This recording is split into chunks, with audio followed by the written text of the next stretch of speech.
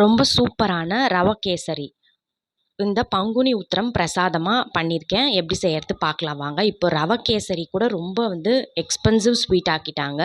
அதை எப்படி காஸ்ட் எஃபெக்டிவாக நல்லா பண்ணலாம் அப்படின்னு காட்டுறேன். அதுக்கு இதெல்லாம் தான் தேவையான இன்க்ரீடியன்ட். இப்போ ஒரு 400 கிராம் நாகா ரவை இல்லைன்னா 2 ஆலாக்கு எடுத்திருக்கேன்.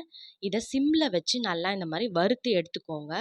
இப்படி மணல் மாதிரி இப்படி கொட்டணும் ரவை. இதுதான் பதம். இதில் ஆஃப் பண்ணிக்கோங்க.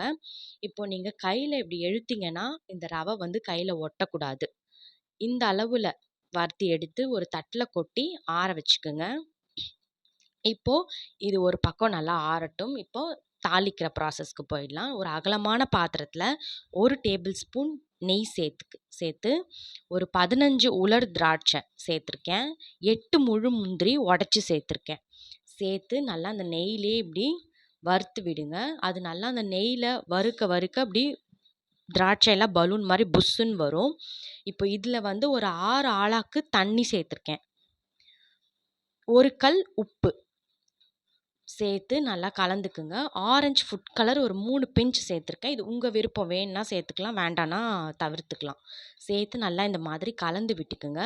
இப்போ இதில் ஒரு 3 ஏலக்காய் தட்டி சேர்த்துக்குங்க.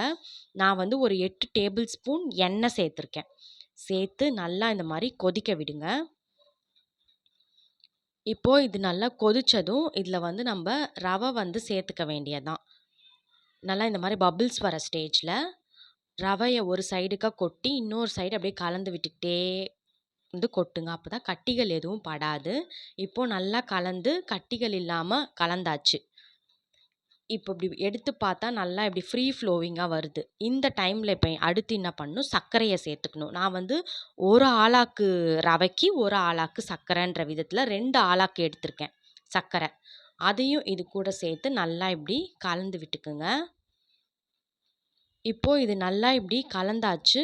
பார்த்தீங்கன்னா நல்லா இந்த அளவு இருக்கும்போது தட்டு போட்டு மூடி சிம்மில் 5 மினிட்ஸ் விட்டு எடுத்திங்கன்னா நல்லா சூப்பர் டேஸ்ட்டான ரவை கேசரி ரெடி ஆகிடும். இந்த பதத்திலே இறக்கிடுங்க. அப்போ தான் நீங்கள் பரிமாறுற அப்பையும் இதே மாதிரி தளர்த்தியாக இருக்கும். இல்லைனா ரொம்ப கட்டி ஆகிடும். அதனால் இதை தாண்டி ஸ்டவ்வில் வைக்க வேண்டாம். இந்த பதத்தில் இறக்கிடுங்க.